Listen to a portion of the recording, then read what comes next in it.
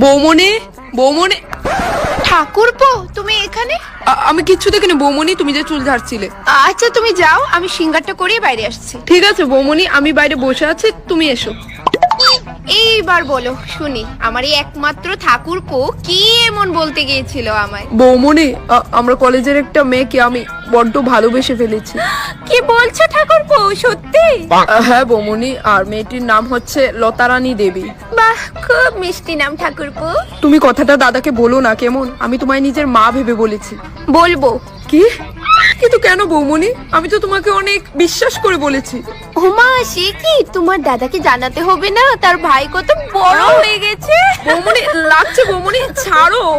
ছাড়ছি না। কি গো, তোমার ভাতটা ভাড়া আছে কিন্তু টেবিলে খাইও যাইও, আমি ঠান্ডা কইরাই।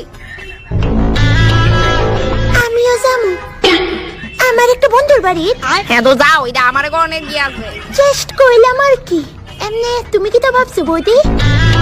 বাপ যাইটা হ্যাঁ বৌদি, এক কাপ চা বানাই দাও না। তোমার দাদারে কয়ে দিছি ফোন করে দুধ আনতে, দুধ নাই করে।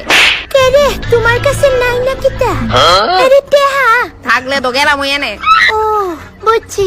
এমনিতে তুমি কি তো ভাবছো বৌদি?